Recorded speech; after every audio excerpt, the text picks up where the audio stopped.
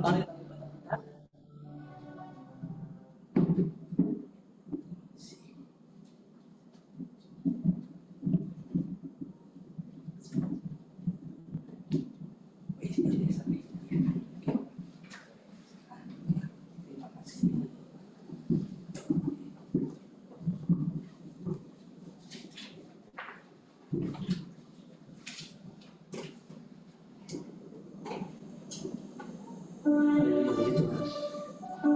Sama-sama kembali dengan ibadah kita siang ini. Mari kita bersama-sama. Bapak, terima kasih buat kebaikan-Mu. Kami ada semua karena kasih-Mu Tuhan. Kami bersyukur buat siang ini kami boleh memuji menyembah-Mu, bersekutu bersama-sama di tempat ini. Kami percaya kuasa dan kasih-Mu mengalir dalam benak kami Tuhan. Terima kasih Bapak. Kami berdoa buat rekan-rekan kami dan kami semua yang hadir dalam ibadah baik di tempat ini ataupun yang melalui Zoom. Kami semua diberkati Tuhan. Terima kasih Bapak. Kami serahkan segala pujian, hormat, dan kemuliaan hanya bagi nama Tuhan Yesus. Kami berdoa dan ucap syukur. Haleluya, sama-sama katakan. Amin. Kita dengan pujian yang pertama. Yesus, Kau sungguh baik. Yesus, Kau sungguh baik. Yesus, Nama-Mu indah. Yesus, ku cinta Kau selalu, ku tinggikan, ku agungkan selamanya. Yesus, Kau sungguh baik. Yesus, Nama-Mu indah. Yesus, ku cinta Kau selalu, ku tinggikan, ku agungkan selamanya. Ku mau memuji-Mu, ku selalu puji-Mu, ku mau menyembah-Mu, ku selalu sembah-Mu. Kau yang layak terima semua pujian, kemuliaan hanya bagi Tuhan. Yesus, Kau sungguh baik. Yesus, Kau sungguh baik. Yesus, Nama-Mu indah. Yesus, ku cinta Kau selalu, ku tinggikan, ku agungkan selamanya. Yesus, Yesus, Kau sungguh baik. Yesus, Nama-Mu indah. Yesus, ku cinta Kau selalu, ku tinggikan, ku agungkan selamanya. Ku mau memuji-Mu, ku selalu puji-Mu, ku mau menyembah-Mu, ku selalu sembah-Mu. Kau yang layak terima semua pujian, kemuliaan hanya bagi Tuhan. Ku mau memuji-Mu, ku selalu puji-Mu, ku mau menyembah-Mu, ku selalu sembah-Mu. Kau yang layak terima semua pujian, kemuliaan hanya bagi Tuhan. Kau yang layak, Kau yang layak terima semua pujian, kemuliaan hanya bagi Tuhan. Kau yang layak, Kau yang layak terima semua pujian, kemuliaan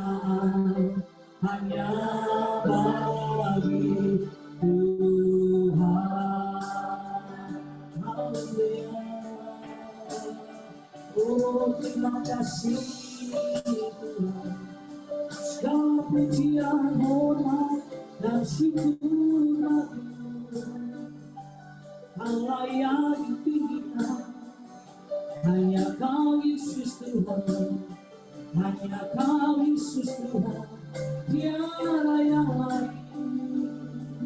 Kami puji, kami sembah, oh haleluya. Sungguh baik dan amat baik Kau Yesus. Terima kasih Tuhan buat kebaikan-Mu. Terima kasih. Ku nyanyi Hosana bagi Rajaku yang duduk di tahta. Aku muliakan dan ku agungkan, Kaulah yang disembah. Mari sama-sama kita bagi berdiri. Ku nyanyi Hosana bagi Rajaku yang duduk di tahta. Aku muliakan dan ku agungkan, Kaulah yang disembah. Dengan sungguh lebih lagi katakan ku nyanyi Hosana, ku nyanyi Hosana bagi Rajaku yang duduk di tahta. Aku muliakan dan ku agungkan, Kaulah yang disembah. Sekarang dengan sungguh ku nyanyi Hosana, ku nyanyi Hosana bagi Rajaku yang duduk di tahta. Aku muliakan dan ku agungkan, Kaulah yang disembah. Kaulah yang disembah, Kaulah yang disembah, Kaulah yang disembah.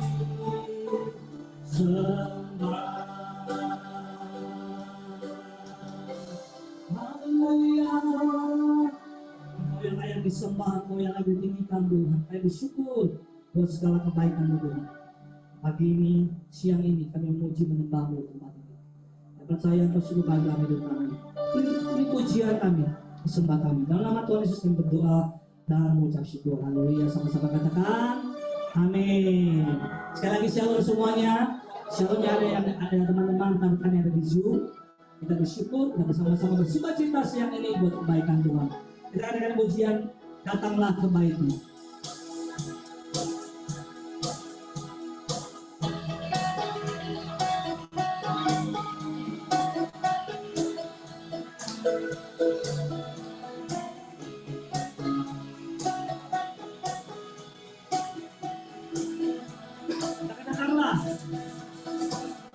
Datanglah kebaikan dengan hati bersyukur, dengan kelaparannya,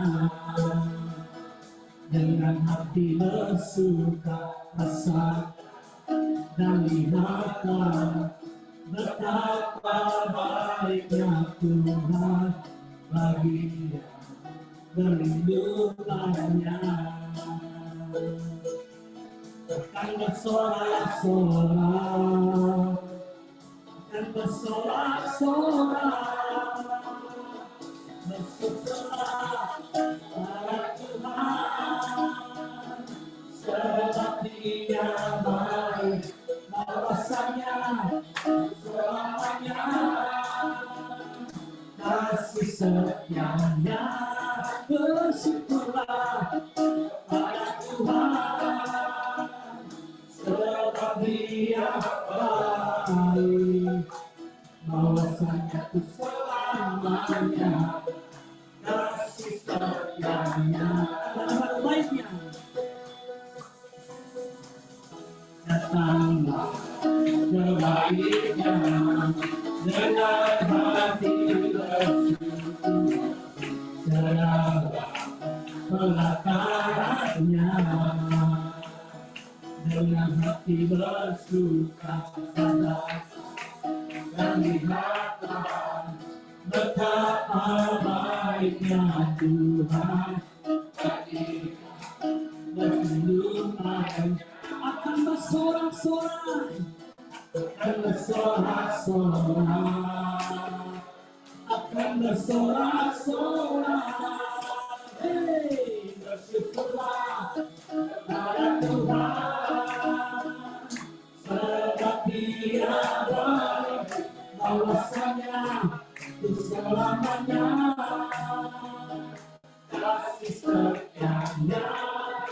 Bersyukurlah kepada Tuhan, sebab Dia baik, bahwasanya untuk selamanya kasih setianya.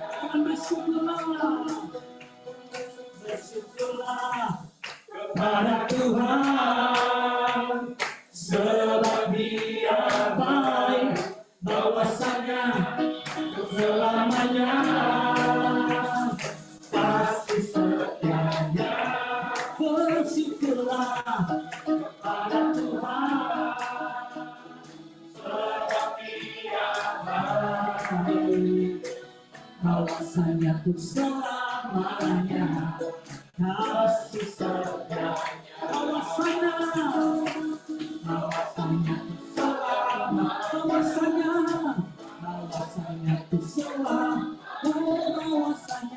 bahwasanya itu selamanya kasih setianya. Bersyukurlah, bersyukurlah. Haleluya, berikan tepuk tangan buat Allah kita. Haleluya. Kita bersyukur buat kebaikan Tuhan. Kamu selalu mengatakan bahwa Tuhan Yesus baik dalam hidup kita. Haleluya. Terima kasih Tuhan, sebentar kami akan mendengar kesan Tuhan. Adalah hamba-Mu, tetapi kami semua apa yang kami terima, kami dengar firman-Mu, ajaran-Mu, menguatkan setiap kami Tuhan. Terima kasih Bapa. Saya percaya Engkau Allah yang penolong kami, Engkau yang kami andalkan dalam hidup kami. Tidak ada yang lain Tuhan, hanya Engkau Yesus Tuhan. Terima kasih Bapa. Saat ku berjalan, kasih-Mu menerangilah aku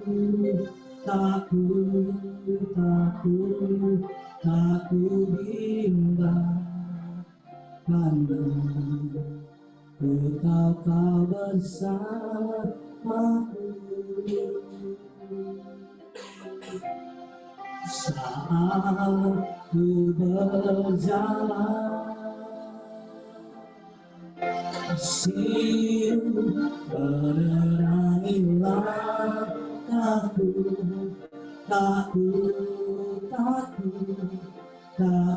bimbang,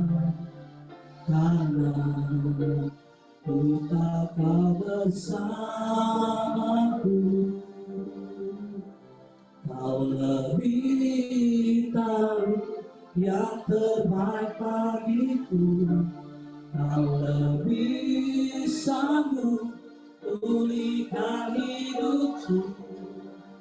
Ku berserah, ku percaya, hanya Yesus penolong yang setia.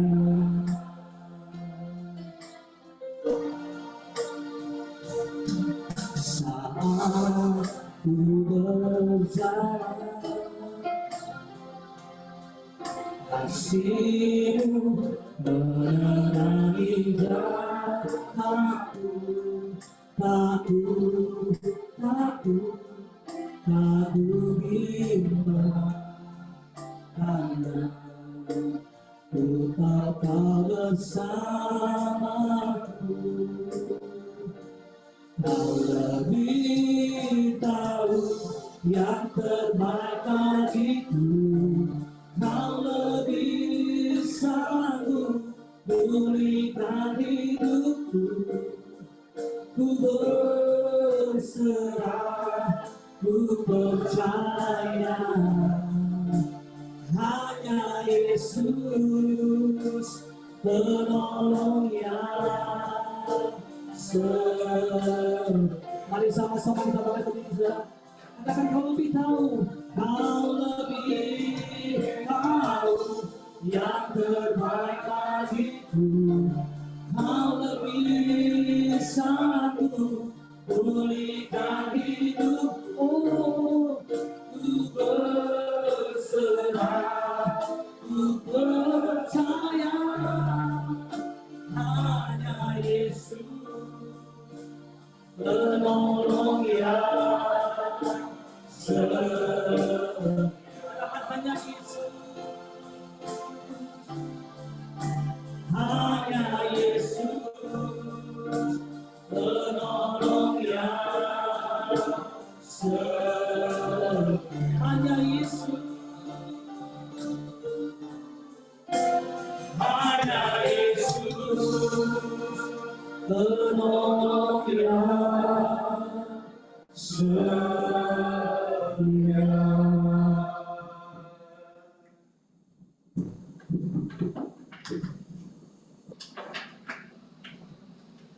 Benar Tuhan, kami mengakui dengan iman kami, karena hanya Tuhan Yesuslah yang paling tahu yang terbaik dalam kehidupan kami. Bahkan Kau lebih tahu dari apa yang kami butuhkan. Dan kini saatnya Bapa, kami buka hati, kami buka pikiran kami untuk menerima kebenaran akan firman-Mu. Kau pernah berkata, di mana langit, bumi akan lenyap. Tapi Kau juga pernah berkata Tuhan, firman itu tidak akan pernah lenyap. Bahkan firman itu tidak akan pernah kembali dengan sia-sia.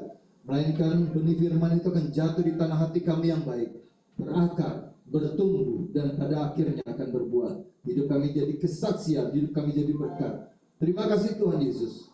Hamba-Mu yang Kau izinkan untuk menyampaikan kebenaran-Mu, biarlah Hamba boleh menyampaikan dengan segala kerendahan hati untuk tidak mencuri hormat dan kemuliaan-Mu ya Bapa. Karena kami tahu hormat dan kemuliaan ini harus kami kembalikan hanya bagi nama Yesus Kristus Tuhan saja. Terima kasih Tuhan Yesus. Kini saatnya kami sambut firman-Mu yang indah, firman-Mu yang dahsyat, hanya dalam satu nama yang ajaib, yaitu di dalam nama Tuhan Yesus Kristus Allah kami yang hidup. Haleluya, sama-sama kita katakan amin. Kita kasih kemuliaan bagi Dia. Silakan duduk Bapak Ibu Saudaraku yang dikasih Tuhan. Shalom. Shalom, haleluya. Siapa yang diberkati oleh Tuhan? Angkat tangan. Bilang sama teman kiri kanannya, kau adalah orang yang diberkati oleh Tuhan. Haleluya. Puji Tuhan. Baik saudara yang kasih Tuhan, perkenalkan nama saya John Lim. Kami pelayanan dari More, satu pelayanan yang Tuhan khususkan dalam dunia kerja atau marketplace. Karena secara pribadi saya sangat percaya firman Allah yang dari tangan kita juga berlaku bagi kaum profesional di dunia kerja. Amin. Amin. Sama-sama kita buka di dalam 1 Petrus pasal 1. 1 Petrus pasal 1 ayat 13 dan ayat 14. 1 Petrus pasal yang pertama ayat 13-14 kita akan baca bergantian. Saya baca ayat 13, nanti ayat 14 kita baca sama-sama ya. Saya mulai terlebih dahulu. Sebab itu siapkanlah akal budimu, waspadalah dan letakkanlah pengharapanmu seluruhnya atas kasih karunia yang dianugerahkan kepadamu pada waktu pernyataan Yesus Kristus. Sama-sama ayat 14 saudaraku. 1, 2, 3. Hiduplah sebagai anak-anak yang taat dan jangan turuti hawa nafsu yang menguasai kamu pada waktu kebodohanmu. Puji Tuhan, saudara yang kasih Tuhan, sesuai dengan tema kita pada siang hari ini, yaitu membiasakan diri untuk taat. Ya. Nah, di ayat 13 dan 14 dari 1 Petrus pasal yang pertama, di sana dikatakan dengan jelas bagaimana kita sebagai anak-anak yang harus hidup taat. Tapi kalau kita lihat saudaraku, definisi daripada membiasakan hidup taat. Membiasakan berasal dari kata kebiasaan, betul? Ya, membiasakan asal kata dari kebiasaan. Nah, kebiasaan itu apa sih definisinya? Waktu saya mendapat jadwal untuk melayani di Kementerian Perindustrian. Saya buka KBBI, Kamus Besar Bahasa Indonesia, apa sih arti kebiasaan? Ternyata definisi kebiasaan adalah sesuatu yang selalu dilakukan. Itu definisi dari kebiasaan. Jadi kalau kita bicara kebiasaan yang baik, artinya sesuatu yang selalu dilakukan apa? Baik. Kalau kebiasaan buruk, sesuatu yang dilakukan selalu buruk. Nah itu kebiasaan ya. Dan dari mana kebiasaan itu dimulai? Ada yang tahu Bapak Ibu Saudara kasih Tuhan? Dari mana kebiasaan dimulai? Di ayat 13, di sana jelas dikatakan, sebab itu, apa dikatakan? Siapkanlah akal budimu. Jadi dari mana kebiasaan dimulai? Dari pikiran. Ya. Firman Tuhan dikatakan dalam 1 Petrus pasal 1 ayat 13, siapkanlah akal budimu. Dalam bahasa lain dikatakan dari pemikiran kita. Ya. Amsal 15 ayat 21 bilang begini. Kebodohan adalah kesukaan bagi yang tidak berakal budi. Jadi orang yang tidak mempersiapkan akal budinya, tidak memulai dari pikirannya, Amsal 15 ayat 21 mengatakan itu adalah sebuah kebodohan. Tetapi orang yang pandai berjalan lurus. Apa artinya berjalan lurus? Artinya selalu melakukan kebiasaan-kebiasaan yang lurus, kebiasaan-kebiasaan yang benar, kebiasaan-kebiasaan yang baik di hadapan Tuhan. Nah, saudara yang dikasih Tuhan, jadi kalau kita bicara tentang kebiasaan, itu selalu dimulai dari pemikiran kita. Kita berharap kebiasaan yang positif. Tapi mungkin nggak? Mungkin nggak? Kalau pemikirannya negatif, apakah bisa outputnya kebiasaan positif? Bisa? Pemikirannya negatif, tapi kebiasaannya positif? Nggak bisa. Kalau pemikirannya negatif, artinya dia akan keluar melalui tindakan seperti apa? Perkataan, perbuatan, itu juga negatif. Karena semuanya berasal dari akal budinya, dari pemikirannya. Ya. Nah, kemudian kalau kebiasaan itu, kalau perkataan itu atau tindakan itu selalu dilakukan berulang-ulang, kan tadi definisi kebiasaan adalah sesuatu yang selalu dilakukan berulang-ulang, maka dia akan jadi habit atau kebiasaan. Jadi dari situ, Bapak Ibu Saudara yang dikasihi Tuhan, ya, Firman Tuhan mengatakan dengan jelas sekali, siapkanlah pikiran kita. Pikiran yang bagaimana? Pikiran yang dikatakan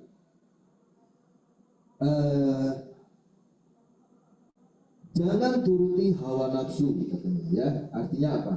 Jangan mengikuti kedagingan kita, pemikiran-pemikiran yang salah. Itu adalah hal-hal yang dikatakan yang tidak berkenan kepada Tuhan. Hiduplah sebagai anak-anak yang taat.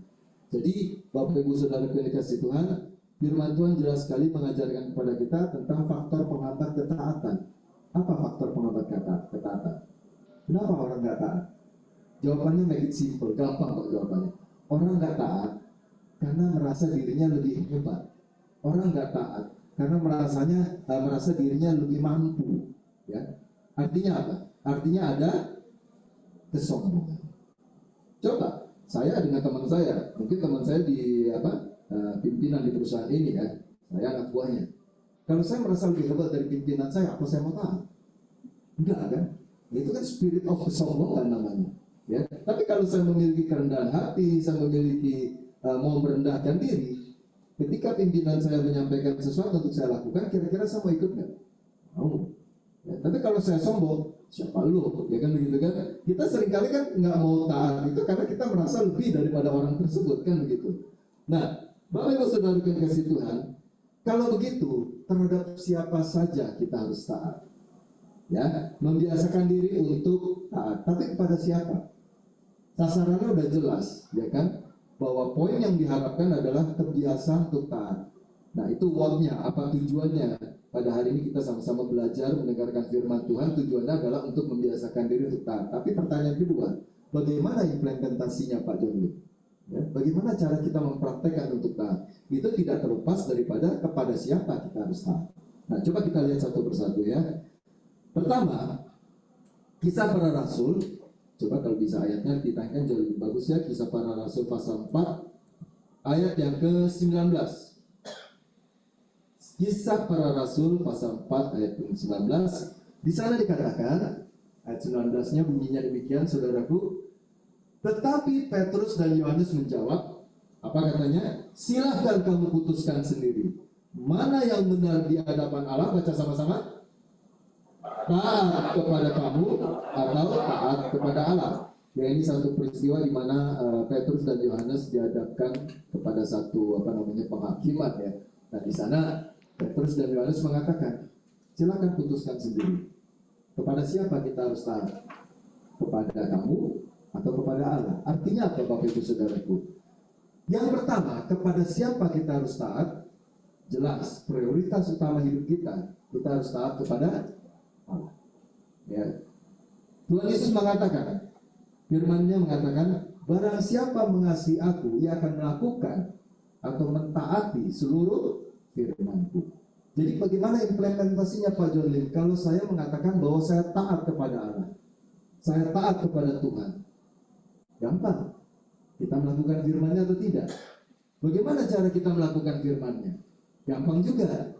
Pernah dibaca firman-Nya atau tidak? Karena tidak mungkin kita melakukan sesuatu yang kita tidak tahu. Betul Bapak Ibu? Ya, nggak mungkin kita melakukan sesuatu yang kita tidak tahu kan? Kita tahu karena ada instruksi di situ, baru kita lakukan. Nah, firman Tuhan mengatakan, setelah kita tahu kebenaran firman-Nya, lakukan. Itu tandanya kita taat kepada Tuhan. Tapi banyak orang hari-hari ini, mereka tidak jangankan taat untuk melakukan, membaca firman pun tidak. Nah, coba tanya teman kiri kanannya, hari ini kamu dapat ayat apa? Coba tanya dulu. Kalau sedikit agak gagap dan gugup jawabannya, ada kemungkinan besar dia tidak baca, saudaraku, hari ini. Tapi kalau dia langsung menjawab, oh hari ini saya baca Yohanes 1 ayat 1, pada mulanya adalah firman, itu lancar jaya itu ya. Berarti dia baca hari ini. Ya, atau apapun lah, whatever yang keluar, berarti dia baca. Tapi kalau dia sedikit berarti ada kemungkinan lupa. Nah, seberapa penting kita untuk taat melakukan firman Tuhan? Dengan kata lain, pendahuluan seberapa penting dan taat kita membaca firman Tuhan. Karena dasarnya itu kan, ya, nggak mungkin kita mengimplementasikan firman Tuhan yang mana, karena kita nggak pernah baca. Kalau begitu, kalau kita bilang taat kepada Allah, taat nggak kita? Mulai dari itu dulu. Ayo. Saya punya teman, seorang bisnismen. Sebelum bisnisnya boleh dikatakan diberkati Tuhan, istilahnya jaya raya lah sekarang ya. Dulu waktu belum seperti ini, dia rajin baca firman Tuhan. Biasalah ya, kalau orang sedang merintis pekerjaan pasti banyak tanya sama Tuhan, minta diberkati Tuhan, kan begitu. Nah, mulai itu rajin baca firman Tuhan Bapak Ibu, setiap pagi, ya. Karena memang belum ada terlalu kesibukan. Nah, belakangan, justru pada saat pandemi kemarin, di mana banyak perusahaan-perusahaan yang mengalami agak sedikit kemerosotan, tidak sedikit juga bisnis pariwisata yang terjun bebas saat itu, justru bisnis dia naik. Dan ketika bisnis dia naik, dia mulai mengurangi dosis pembacaan firman Tuhan. Kenapa? Katanya, saya sudah mulai sibuk, Pak. Gitu. Ya, pagi-pagi saya harus berangkat the first flight, pesawat pertama.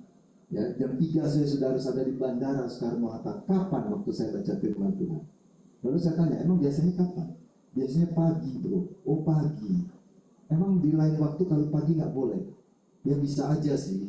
Mau saya baca siang. Tapi kalau siang itu, ada selalu sanggahnya. Kalau siang itu kan jam makan siang. Kayak hari ini jam makan siang. Bonus 1 hour. Saya nggak punya waktu lagi. Belum nanti ketika saya masuk, harus sedang memimpin meeting dengan tim sales dan sebagainya. Oh gitu ya. Jadi siang nggak bisa, ya nggak bisa. Bagaimana kalau sore? Sore kan sudah nggak kerja, nggak pulang kerja kan? Ya kalau sore itu biasa kan saya harus prepare dulu, persiapan untuk mandi, ya kan? Gerah kan? Ya mandilah. Setelah itu dinner. Berarti Anda tinggal satu momen misalnya. Malam bagaimana malam? Orang sudah capek, kan? Sudah lelah kita kadang, ya kan? Udah capek, udah lelah kita. Seharian sudah bekerja. Begitu ya saya bilang. Kesian sekali saya bilang ya. Jadi pagi nggak bisa, sekarang karena sudah terlalu sibuk diberkati Tuhan, siang pun nggak bisa, sore pun nggak bisa, malam sudah terlalu lelah. Oh saya bilang kesian, saya bilang. Nah ini adalah salah satu saya katakan orang yang ciri-cirinya mulai meninggalkan ketaatan. Saya bilang jangan begitu, saya bilang. Penting itu membaca firman Tuhan.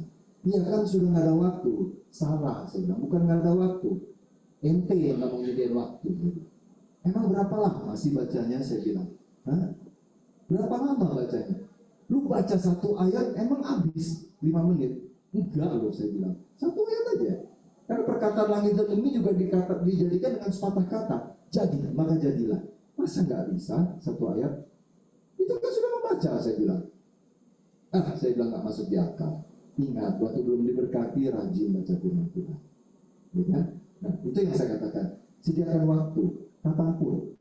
Kalau tidak bisa membaca, hari ini sudah ada aplikasi audio Bible, betul? Ya kalau Tuhan bilang, Tuhan kalau saya nggak bisa baca kan telinga punya pendengar. Ya, nggak apa-apa, boleh dengar kok. Toh iman timbul dari pendengaran juga kan? Artinya dengan mendengar. Kan begitu. Ya, di mobil bisa disetel, audio Bible, udah kita dengarkan hari itu, udah cukup lah ya, udah ada masuk firman Tuhan kan. Jadi nggak ada cerita, nggak ada waktu. Yang betul kita memang nggak mau menyediakan waktu, saya bilang. Nah, itu ketaatan. Ada lagi teman saya satu lagi bilang, saya bukan nggak ada waktu Pak, bukan saya nggak mau baca, saya nggak ngerti apa yang saya baca. Nah itu, dia nggak ngerti. Saya bilang ya wajar, saya bilang. Saya juga baca firman Tuhan, nggak semua saya ngerti kok. Walaupun saya sudah seorang penginjil, udah berapa putaran ya saya baca. Ada poin-poin yang kadang masih ngeblank sampai hari ini. Cuma ada kabar baik. Ada di sini yang pernah punya pengalaman sama kayak saya kalau baca firman Tuhan ada ngeblank? Ada ya, biasa itu. Apalagi kalau baca kitab bilangan kan, angka semua. Kan kita tidak semuanya latar belakang akademis akuntansi kan? Enggak kan? Nah, wajar ya kalau baca angka ngeblank ya. Saya kalau baca angka jangan ngeblank, migran. Iya, karena saya nggak punya latar belakang akuntansi, saya tidak suka matematika. Jadi begitu baca kitab bilangan nggak mengerti Bapak Ibu. Belum kita tawarin ya, anaknya siapa, cucunya siapa, cicitnya siapa, engkongnya siapa, neneknya siapa, buyutnya siapa, itu disusun lagi. Tapi ada kabar baik. Apa kabar baiknya? Mau tahu? Nih, saya kasih tahu. Yesus dengan murid-muridnya pelayanan berapa lama? Ketika mereka pelayanan, berapa lama Yesus dengan murid-muridnya? Menurut sejarah 3 tahun lebih, 3 tahun setengah. Coba pertanyaan kedua. Ketika Yesus berkhotbah, muridnya ngerti nggak? Langsung tepuk teman sebelahnya. Tuh, yang sama-sama aja nggak ngerti, apalagi gua baca firman Tuhan. Cepetan. Yang sama-sama aja nggak ngerti loh. Benar saya bilang, baca di Alkitab. Ketika Yesus berkhotbah, muridnya nggak ngerti. Apalagi ketika Yesus menyampaikan dalam bentuk ilustrasi perumpamaan. Emang muridnya ngerti? Jadi wajar kalau kita baca nggak ngerti. Cuma itu sebuah ketaatan, ngerti nggak ngerti baca aja. Kenapa? Ada sebuah mekanisme yang Tuhan setting dalam kehidupan kita yang kita tidak sadari ketika kita mulai membaca firman Tuhan. Apa itu? Firman Tuhan makanan rohani bagi roh kita. Setuju? Amin. Sama dengan cara bekerja makanan jasmani bagi tubuh kita. Ketika kita lemah, kita mulai lapar, stamina kita menurun, kita tinggal pergi ke kantin kok, ya kan?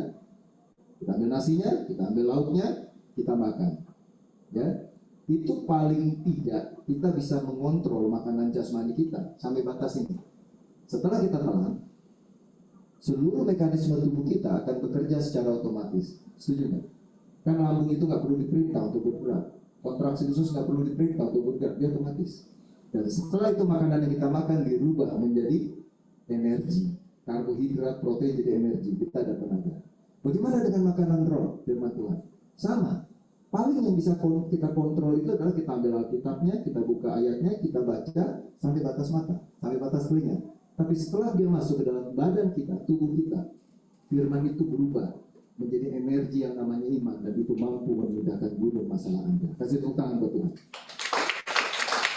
Tapi kalau kita nggak baca, apanya yang mau pindah? Ya kan? Nah gitu, saudaraku. Jadi mulai hari ini bilang sama teman sebelahnya, ngerti nggak ngerti, baca aja. Karena murid-murid juga nggak ngerti gitu ya, puji Tuhan. Gitu. Terus kapan ngertinya Pak John? Nanti ketika kita terbentur dengan masalah jeger, Roh Kudus mengingatkan. Itu fungsinya, mengajar, memberitahukan. Seluruh tulisan yang diilhamkan Allah memang bermanfaat untuk mengajar, kata firman Tuhan itu. Jadi ketika kita terbentur masalah, tiba-tiba ada ayat muncul dalam pikiran kita, muncul dari alam bawah sadar kita, muncul di hati dan pikiran kita. Kalau ditanya, kok bisa muncul Pak John? Karena lu pernah baca.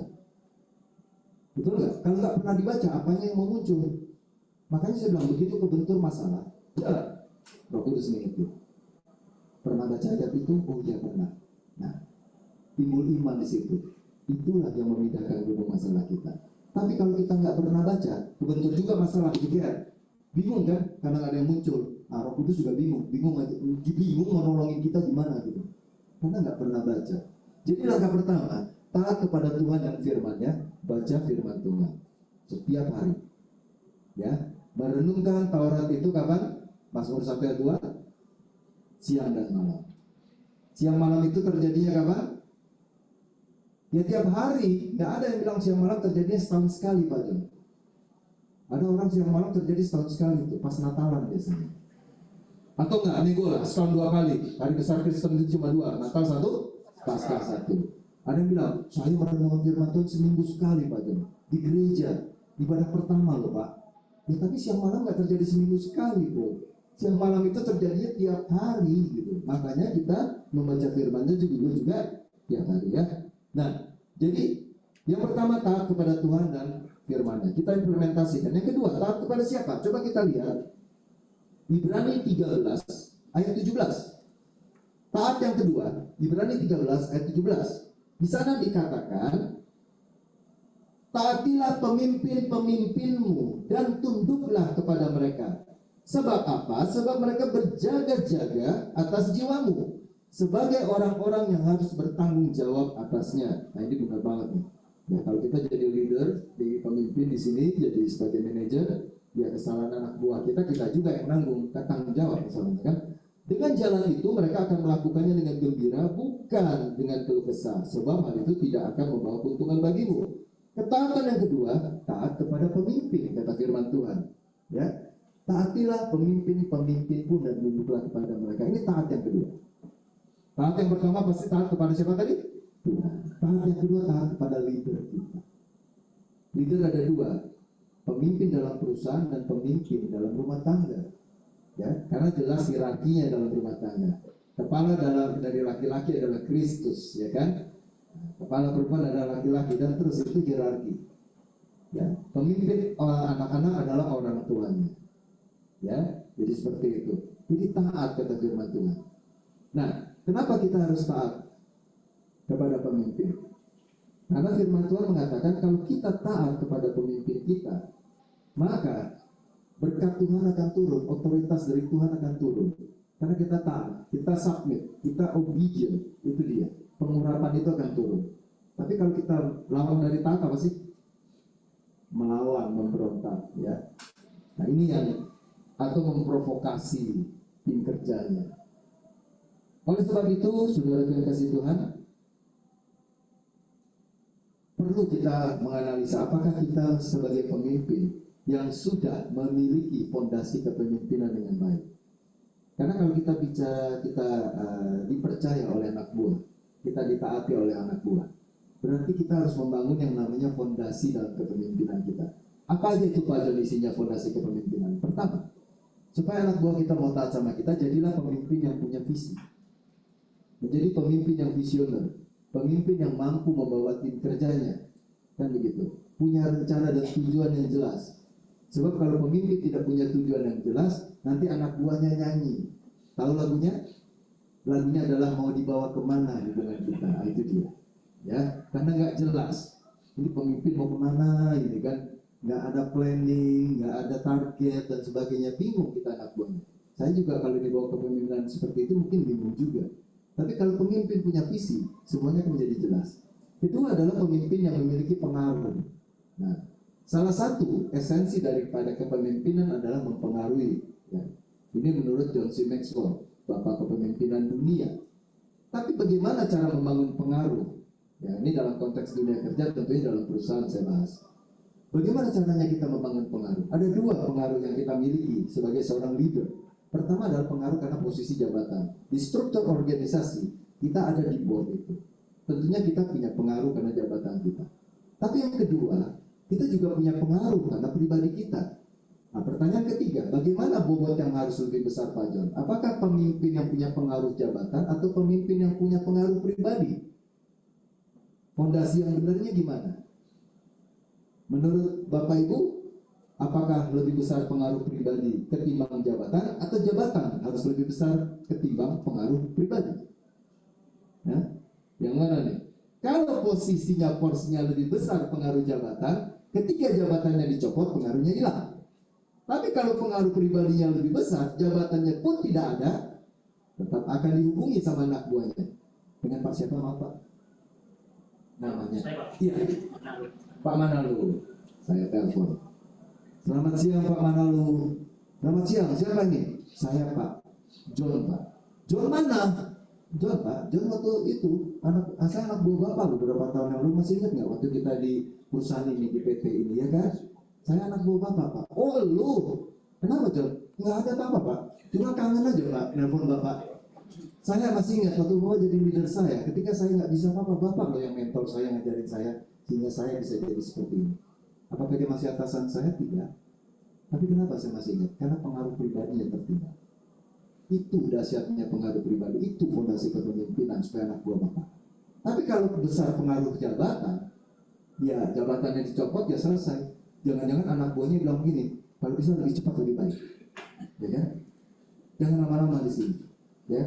Kita horor di sini, ya Pak. Iya. Ya saya nggak tahu, yang tertawa mungkin itu pelaku atau korban, nggak tahu ya. Sepertinya ini ada muka-muka curhat di sini. Oh puji Tuhan, haleluya. Oh pas, oh puji Tuhan. Berarti memang Tuhan sudah antar saya di sini. Tapi enggak lah. Nggak ada di sini, nggak ada lah, nggak ada ya. Nggak ada bedanya. Bercanda Pak, Bu. Ya, jadi begitu ya. Yang ketiga adalah integritas sebagai seorang pemimpin agar anak buah mau taat. Apa integritas? Integritas apa yang kita katakan kita harus bisa lakukan. Banyak pemimpin membuat aturan katanya hanya untuk anak buahnya. Tapi di sini nggak seperti itu ya. Saya yakin lah. Kita bikin aturan, kita pun lakukan. Kita bilang sama anak buah jangan terlambat masuk kantornya, kita pun tidak terlambat, kan begitu kan? Banyak orang gitu. Lu jangan telat ya. Oh iya, jangan telat. Ingat loh, di sini masuk jam berapa? Bu, setengah 8 jangan telat ya. Pemimpinnya datangnya jam 11, jam 10 kan susah ya. Anak buah nggak akan melawan, cuma dia akan melihat. Oh Bapak terlambat gitu. Oh saya nggak boleh kan gitu kan. Nah, itu namanya kurang match, kurang pas ya. Nah itu juga fondasi kepemimpinan ada dipertanyakan. Sehingga anak buahnya kenapa nggak mau taat? Karena tidak ada teladan, gitu kan. Nah, yang keempat, jadilah pemimpin yang berani untuk mengakui. Ya, saya mau tanya, pemimpin bisa bikin salah nggak? Bisa ya. Kan ada lagunya. Pemimpin juga manusia, kita bisa salah kok. Cuma masalahnya ada sebuah aturan yang sangat melegenda yang mengatakan pemimpin itu punya undang-undang 2 pasal. Anda pasti ingat? Nomor 1, pasal 1, pemimpin pernah salah. Pasal 2, kalau salah, melihat pasal 1, nah, itu ya. Itu mirip undang-undang kayak istri juga begitu. Pasal 1, istri tidak pernah salah. Mirip itu. Ya, yang lebih repot lagi kalau istrinya seorang pemimpin, nah itu repot itu. Begitu. Jadi Bapak Ibu Saudaraku, kayaknya itu sudah kuno. Ketika seorang pemimpin mengakui kesalahannya di depan, dia nggak perlu kayak risiko. Sebagai orang yang saya mengamati, ketika seorang pemimpin berani mengakui, anak buahnya juga nggak kehilangan rasa hormat sama pemimpin, malah tambah respect. Karena pemimpinnya mau mengakui, malah disupport. Nah, yang kelima, bicara tentang kepercayaan. Bagaimana seorang pemimpin untuk bisa anak buahnya taat? Karena dia percaya sama anak buahnya. Banyak pemimpin nggak percaya sama anak buahnya. Bagaimana mungkin anak buah juga mau percaya sama pemimpinnya? Karena apa yang ditanam itu yang dipetikkan begitu. Nah, itu ya. Jadi nomor 2 adalah taat pada pemimpin kita. Yang ketiga, taat untuk tetap rendah hati. Efesus 4 ayat 2. Coba kita lihat. Efesus 4 ayat 2 mengatakan, hendaklah kamu selalu rendah hati, lemah lembut dan sabar. Tunjukkanlah kasihmu dalam hal apa? Saling membantu. Nah, bagaimana dengan teman-teman kita? Apakah kita sudah support saling membantu satu dengan yang lain? Oh sudah Pak John, puji Tuhan. Ya, seringkali kita kan dalam hal saling membantu ini yang mungkin kita belum lakukan. Tapi firman Tuhan katakan, apa esensi untuk mau saling membantu? Rendah hati. Kita memiliki the spirit of humbleness, taat untuk rendah hati. Hanya orang rendah hati yang mau membantu orang lain, betul? Kan? Itu dia.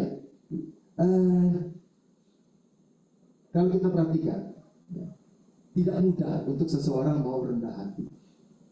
Gak gampang. Karena kenapa? Karena ada gengsi di sini.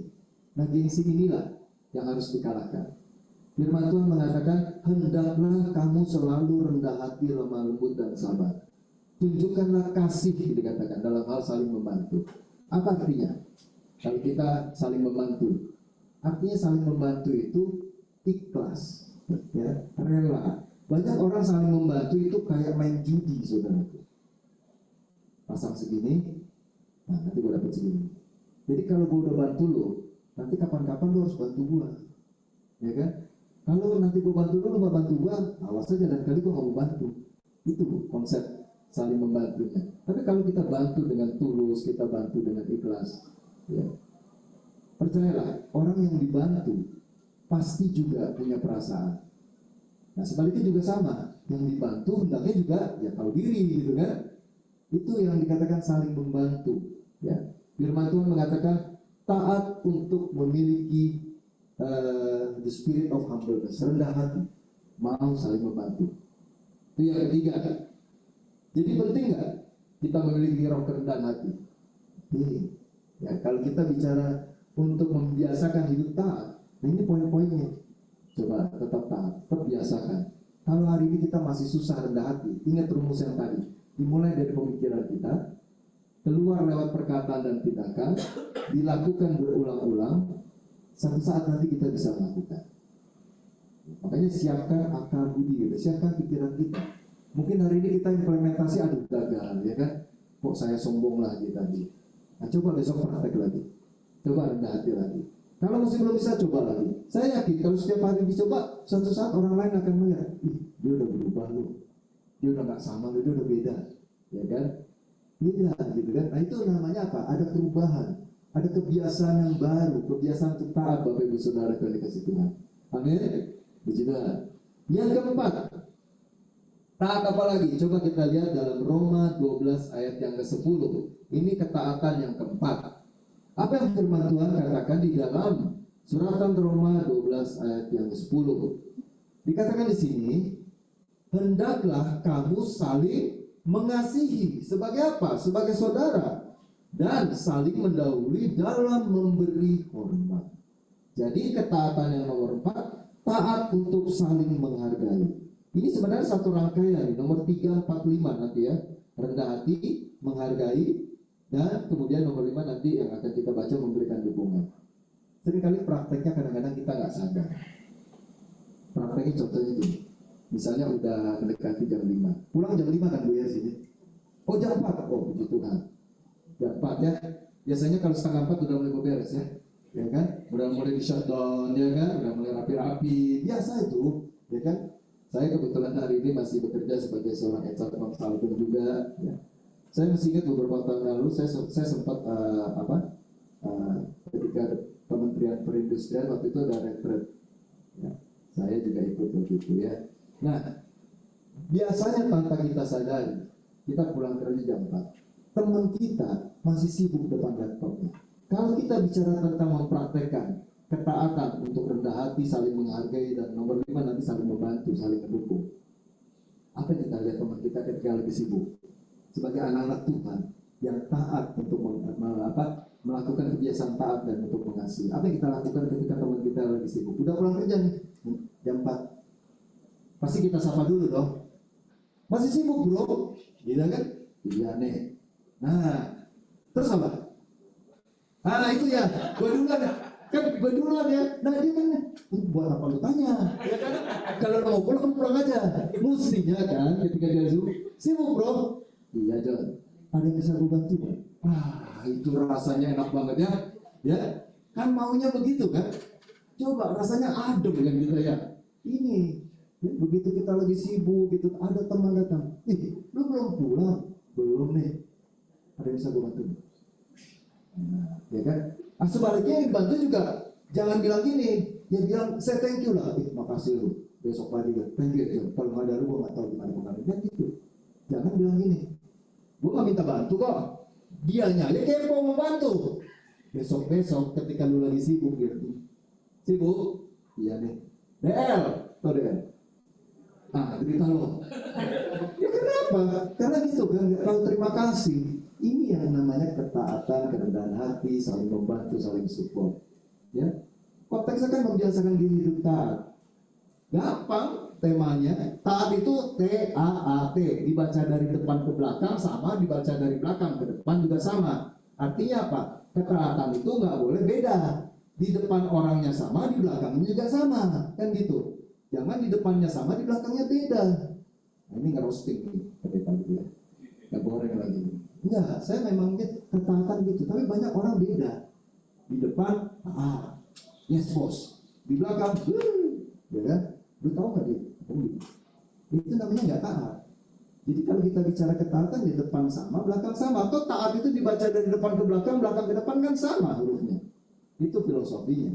Jadi mulailah kita mempraktekkan gimana taat. Ya untuk saling membantu. Ya teman gitu. Sibuk banget tuh, ya ini gue dikejar deadline nih. Besok mesti siap. Ada yang bisa gue bantu? Itu rasanya kayak apa ya? Kepala panas gitu ya. Disiram pakai air sejuk gitu. Puji Tuhan. Tapi kalau kita kan enggak. Sibuk ya? Iya nih gue dikejar deadline. Cabut duluan ya. Asik. Cabut duluan. Sorry lo, gue bisa bantu lo kan. Sorry ya. Nah, tapi ditanya gitu kan. Terus sibuk, mendingan gak usah tanya gitu kan. Kesian dia aja gitu. Dia udah ngarep gitu kan. Aduh mudah-mudahan yang membantu gitu kan. Ya. Itu yang saya katakan nomor 4, saling menghargai, saling mengasihi. Makanya Roma 12 ayat 10 tadi dikatakan, hendaklah kamu saling mengasihi sebagai saudara dan saling mendahului dan memberi hormat. Yang dibantu boleh bilang thank you gitu kan. Tuh, taat ya untuk saling menghargai. Firman Tuhan yang perintahkan kok. Ini sudah ada dalam firman Tuhan. Yang kelima, taat dalam memberikan dukungan. Nah, ini lebih asik lagi nih. 2 Korintus 8 ayat 13-14. Coba kita baca. 2 Korintus 8 ayat 13-14 bilang apa firman Tuhan? Di sini dikatakan, sebab kamu dibebani bukan supaya orang lain dapat keringanan, tetapi supaya ada keseimbangan. Ayat 14. Maka hendaklah sekarang ini kelebihan kamu mencukupkan kekurangan mereka, agar kelebihan mereka kemudian mencukupkan kekurangan kamu, supaya ada keseimbangan. Jadi nomor berikutnya adalah dikatakan nomor 5, taat dalam saling memberikan support, dukungan. Seringkali kan kita gini loh, ketika kita bebannya lebih berat, diberikan tugas tanggung jawab lebih banyak, maka sudut pandang kita akan melihat kepada teman kita, dia enak ya, apa-apa gua, dikit-dikit gua yang dipanggil. Gimana katanya itu? Kita selevel bro, ya kan? Jadi sama, ya kan? Tapi kok berasa lebih berat ya? Apa-apa kalau ada apa-apa gue yang dipanggil sama bos. Kok lu gak lu ya? Nah mulailah pemikiran seperti itu mengintimidasi kita. Ya, sehingga kita merasa dunia ini tidak adil. Kita merasa hidupnya nggak balance, nggak seimbang. Ya kan? Itu pemikiran manusiawi kita. Tapi firman Tuhan katakan apa? Justru kalau kita dapat tanggung jawab beban lebih besar, itu bukan supaya dia lebih enteng, tapi supaya ada keseimbangan. Artinya Tuhan sudah tahu kapabilitas kita, potensi kita untuk dikembangkan menjadi kompetensi itu sebesar apa. Tuhan tahu. Harusnya ketika kita diberi tanggung jawab lebih besar, kita akan berkata, puji Tuhan, bos lebih percaya sama saya. Gitu. Tapi kan kita beda sudut pandangnya. Sudut pandang kita apa? Lumayan enak, ya kan? Senyantai, pulang lebih cepat. Gua nih, ya kan? Tadi udah mau pulang loh, tapi gue dipanggil kurang meeting. Ada aja tuh bos, ya kan? Gue lagi, gitu. 4 ketemu bos, lu lagi, gitu kan? Nah, ini namanya kurang menyadari akan hukum keseimbangan. Tapi firman Tuhan katakan dengan jelas dalam 2 Korintus 8 ayat 13-14, maka hendaklah sekarang ini kelebihan kita. Ternyata kita punya kelebihan karena dia tidak punya, dia punya kekurangan. Nah, kita yang melengkapi, ini yang namanya tim kerja kan. Tapi saya yakin selebih-lebihnya saya, pasti saya juga punya kekurangan, betul? Kan orang sana bilang nobody perfect katanya. Pasti kita juga butuh tim kerja kita untuk mensupport kita, melengkapi kita. Apa yang kurang pada diri kita supaya ada keseimbangan. Oleh sebab itu kalau saya melihat orang yang kurang dari saya, harusnya gimana? Ini kan semuanya gue yang kerjain, mau gak lu gue ajarin?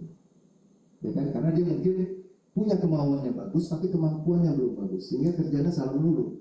Gue ajarin deh, gue mentor. Nanti kita bisa sama-sama loh. Jangan buang dulu nih, gue pengen lu juga maju. Ya kan? Suatu saat gue dipromosi, lu juga dipromosi men. Dan gitu. Tapi kalau kita lihat orang nggak bisa, seringkali kita begini, puji Tuhan, ya kan? Bersyukur pada Allah di surga. Gua lebih pintar dan dia nggak bisa. Atau kita melihat orang yang lebih dari kita. Harusnya apa kalau orang lebih dari kita? Kita lihat, wah, ternyata dia lebih hebat daripada saya. Yang benar harusnya adalah, Pak, boleh nggak ajarin saya? Pengen saya seperti Bapak, mampu melakukan itu. Kalau nggak keberatan, ajarin saya. Saya pengen belajar kok. Kan gitu. Tapi kebanyakan kita lihat begini kan, wah, bahaya ini, dia lebih pintar dari saya. Bagaimana cara menjatuhkan? Nah, itu yang salah. Ya, bagaimana cara kita, kalau bisa disenggol-senggol nih, dia lihat tuh. Kan gitu. Nah, itu yang dikatakan, ya, salah di mata Tuhan ya. Oleh sebab itu firman Tuhan katakan, taat dalam saling memberikan dukungan. Amin, saudara. Puji Tuhan. Coba tepuk dulu teman sebelahnya. Dia masih bangun kan? Oh, masih, puji Tuhan. Iya. Memang kadang-kadang kalau dengar begini agak geli-geli sedap gitu rasanya ya. Puji Tuhan. Dan yang terakhir, yang keenam. Nah, puji Tuhan, selesai juga itu pendeta khotbah. Dia udah bilang yang terakhir katanya. Yang keenam, Matius 25 ayat 21. Ini dia. Taat dalam hal apa lagi? Matius 26 ayat 21. Matius 25, sorry. Matius pasal 25 ayat 21. Taat untuk setia dalam tanggung jawab kita. Apa yang dikatakan dalam firman Tuhan Matius 25 ayat 21? Di sana dikatakan, maka kata tuannya itu kepadanya, baik sekali perbuatanmu itu, hai hambaku yang baik dan setia. Engkau telah setia dalam perkara kecil, aku akan memberikan kepadamu tanggung jawab dalam perkara yang besar. Ya kan? Masuklah dan turutlah dalam kebahagiaan Tuhanmu. Dalam konteks dunia kerja, tanggung jawab itu tidak pernah atau tidak bisa dipisahkan dengan loyalitas, kesetiaan. Ketika seseorang setia, konsisten dari hal-hal yang kecil, apa artinya kecil? Ini bicara ketaatan. Taat dalam tanggung jawab. Dimulai dari hal yang kecil. Kecil itu gini loh. Kecil itu nggak dianggap, kecil itu nggak dilihat, kecil itu nggak dihargai, kecil itu nggak digubris. Padahal saya udah mati-matian loh Pak, boro-boro dapat apresiasi, makasih aja kagak, tapi tetap konsisten, nggak apa-apa. Ya setidaknya tepukan di bahu lah, makasih ya, nggak ada. Tapi nggak apa-apa, itu namanya kecil, nggak dianggap. Kan orang sih bilang, kecil, kecil itu nggak dianggap. Tapi nggak apa-apa, konsisten, setia. Dalam ketika kita nggak dianggap, konsisten ketika kita tidak dihargai. Karena firman Tuhan mengatakan ketika kita konsisten pada saat kita tidak dihargai, apa yang Tuhan katakan? Ketika ketaatan itu ada, Tuhan akan mengangkat kita, memberikan tanggung jawab yang lebih besar. Amin. Jadi bukan manusia yang angkat, Tuhan yang angkat kita. Ya? Percayalah, karena Tuhan tidak pernah buta, Tuhan tidak pernah tertidur, penjaga Israel tidak pernah tertidur. Tuhan tahu apa yang dilakukan anak-anaknya. Saya tahu ada orang-orang yang merasa, kok saya kayaknya apa ya, nggak dianggap seperti itu. Nggak apa-apa, konsisten lakukan ketika kita tidak dihargai. Itu yang namanya kecil. Tuhan yang akan mengangkat kita kepada perkara-perkara yang lebih besar.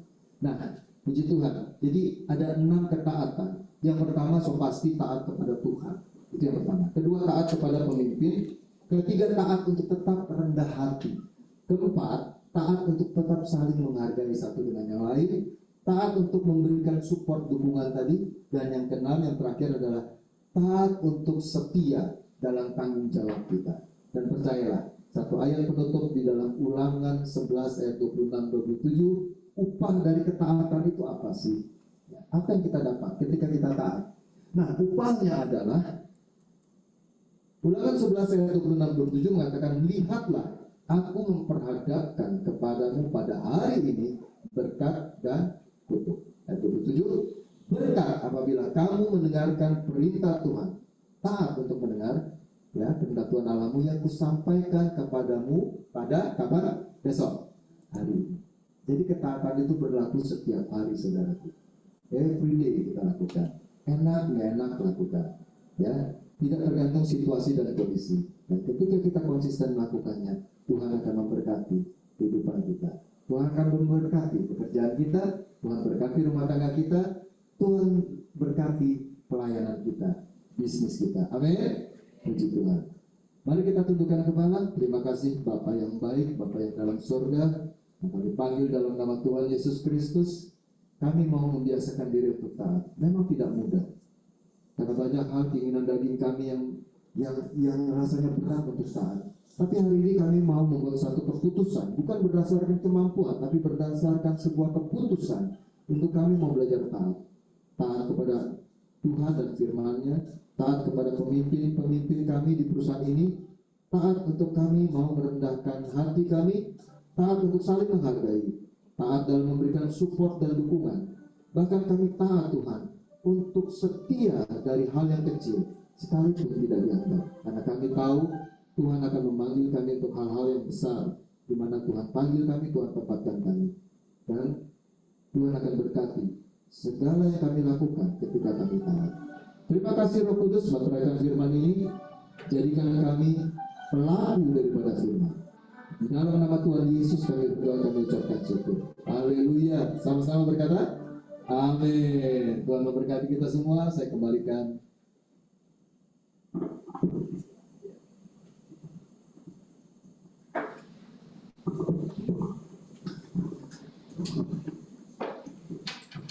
Dan ya puji Tuhan, kita semua akan berikan bersama dan syukur kita. Mari berdoa bersama-sama. Bapak, terima kasih buat segala kebaikan-Mu. Terima kasih buat firman-Mu yang menguatkan menguatkan setiap kami Tuhan. Sementara yang memberikan persembahan dan syukur kami, kiranya memberkati setiap kami pada Tuhan dan para pekerja-pekerja di tempat ini. Dalam nama Tuhan Yesus kita berdoa. Haleluya. Amin. Selamat memberi syukur.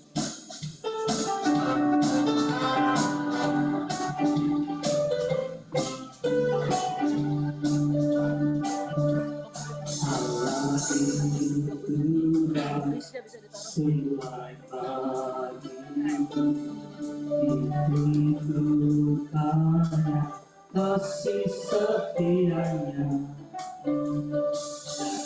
dan menyediakan yang kuperlukan, menyatakan kebaikan, menyatakan kebaikan, menyatakan kebaikannya padaku, kasih setianya, kasih setianya tak pernah berubah, dulu, sekarang, dan selamanya.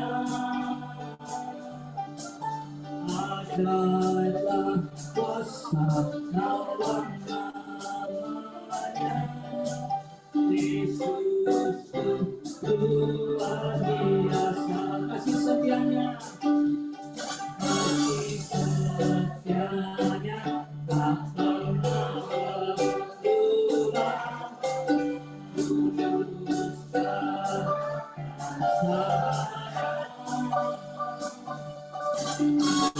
ajaiblah kuasa dalam namanya, Yesus luar biasa,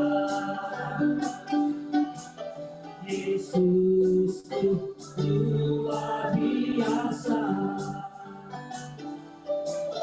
Yesus luar biasa. Ya, kita akan mengakhiri ibadah kita. Mari sama-sama kita berdiri. Jangan doa tutup. Doa pendeta. Dan doa berkat.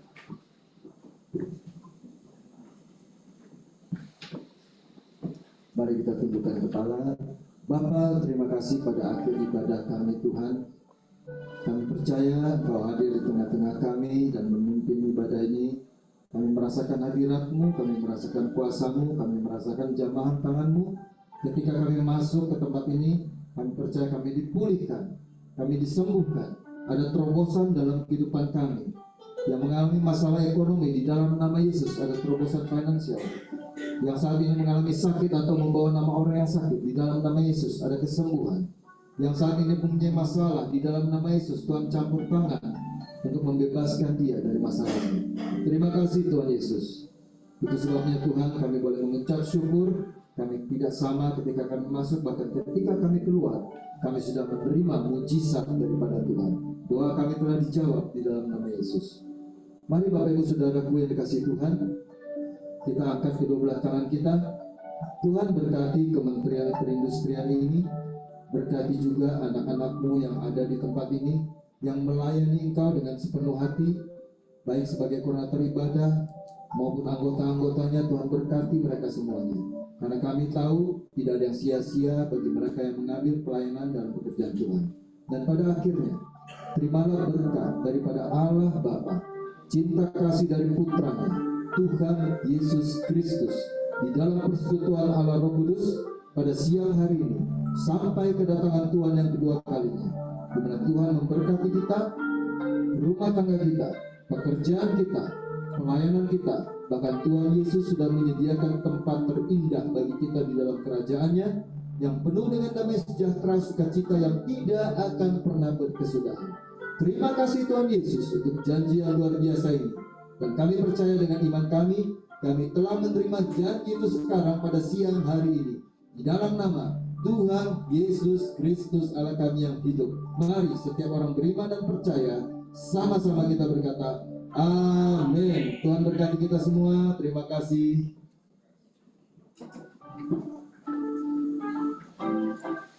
Terima kasih kepada Pak Pendeta dan tim. Kepada pengurus lebih ada pemohon.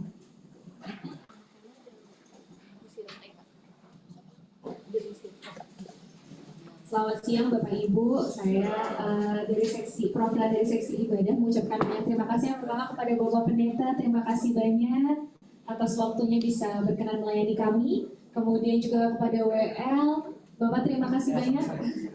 Kemudian juga kepada Bapak Ibu yang hadir secara online, juga terima kasih banyak. Ada dari Bali, ada dari mana aja ya Mas Martin ya, coba kita lihat ya.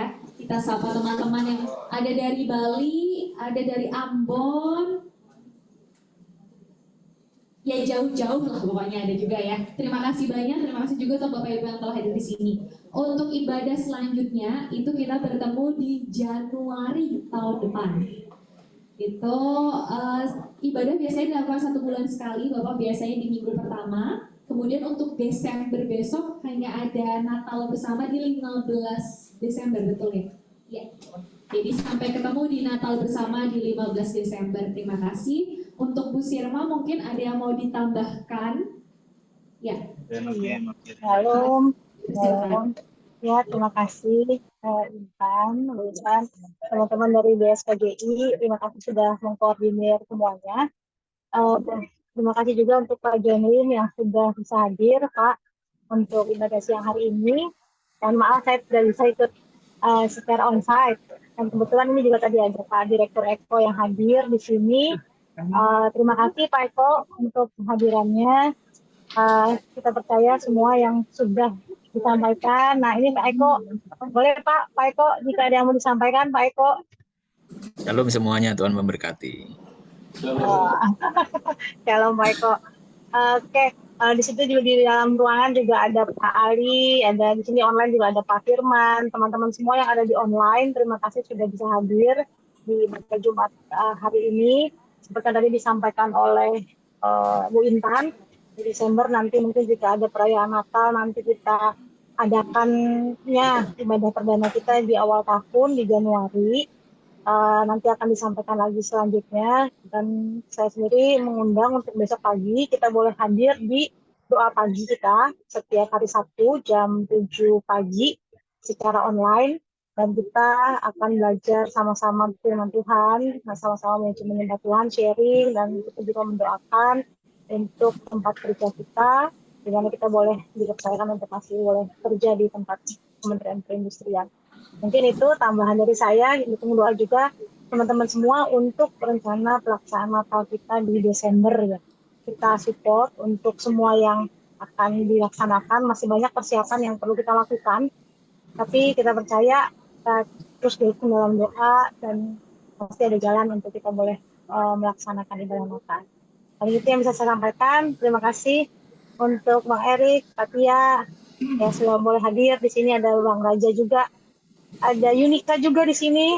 Sudah lama ya nggak ketemu ya Yunika. Munculnya saya di BSKJI ini. Mungkin bisa diajak oleh Ibu Lisbeth untuk boleh hadir terus di ibadah kita. Mungkin itu. Terima kasih Pak John Lim. Tuhan Yesus memberkati semua pekerjaan, pelayanan, keluarga Bapak. Shalom.